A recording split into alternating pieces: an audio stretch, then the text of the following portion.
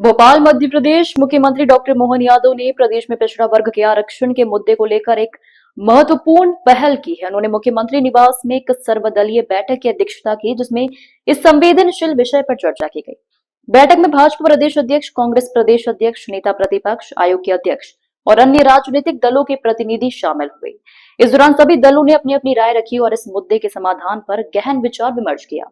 बैठक के बाद मुख्यमंत्री डॉक्टर मोहन यादव ने मीडिया को संबोधित करते हुए कहा, पिछड़ा वर्ग आरक्षण को लेकर हम सभी ने एक सर्वदलीय संकल्प पारित किया है। उन्होंने जोर देकर कहा कि यह मुद्दा किसी एक पार्टी का नहीं बल्कि पूरे प्रदेश का, समाज का है। डॉक्टर यादव ने आगे कहा, आज बैठक में सभी दलों की भावनाओं के अनुरूप निर्णय लिया गया है। यह दर्शाता है कि यह निर्णय किसी एक दल का नहीं बल्कि सामूहिक सहमति पर आधारित है।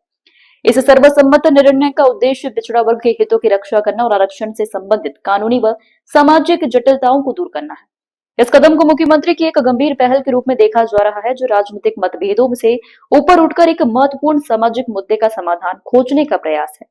यह देखना होगा कि संकल्प से प्रदेश में पिछड़ा वर्ग के लिए आरक्षण के मार्ग में आने वाली बाधाएं कितनी दूर होती है। सरकार द्वारा आज ये सर्वदलीय बैठक हमारी बुलाई गई थी, जिसमें भारतीय कम्युनिस्ट पार्टी, आप पार्टी, समाजवादी पार्टी,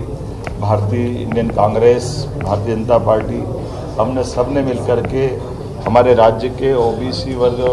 के आरक्षण को लेकर के जो सुप्रीम कोर्ट में प्रकरण चल रहा है, जैसा कि हम सबकी भावना है, ये चलने वाले कोर्ट के स्टे पर चूँकि कांग्रेस भी और बाकी अपोजिशन पार्टी भी और भारतीय जनता पार्टी भी सबने अपनी विधानसभा में भी इस बात को स्पष्टता के साथ रखा था कि 27% आरक्षण देने में हम यूनानिमस तैयार हैं। तो चूँकि कोर्ट में अलग अलग वकील लड़ रहे हैं, अलग अलग प्रकार से प्रकरण है, लेकिन चूँकि सुप्रीम माननीय न्यायालय ने एक निर्णय लिया कि वो 22 सितंबर से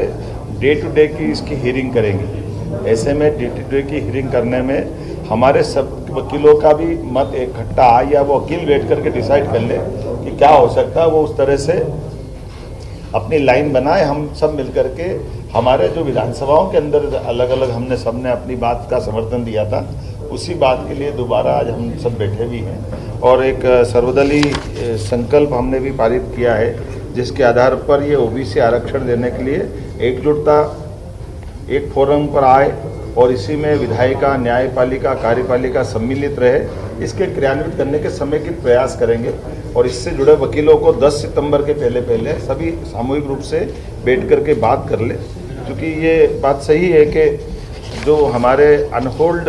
ये जो 14 और 13% के अभ्यर्थियों का प्रकरण चला है, तो 14% क्लियर हुए लेकिन 13% पेंडिंग है। अगर माननीय न्यायालय जल्दी से इसका निराकरण करेगी तो हम सब चाहते हैं कि जल्दी से जल्दी 13% जो बचे हुए विद्यार्थी हैं, जिनकी एज लिमिट से भी बाहर हो रहा है, उनको भी इसका लाभ मिल जाए, वो सब नौकरी में लगे। कुल मिलाकर के कई विभागों में जिनमें आरक्षण नहीं था वहाँ भर्ती भी करी है, लेकिन अभी जो एक भी बच्चा बचने नहीं पाया, ये सभी दलों की भावना है और सभी दलों की भावना के आधार पर हमने आज बैठकर निर्णय लिया।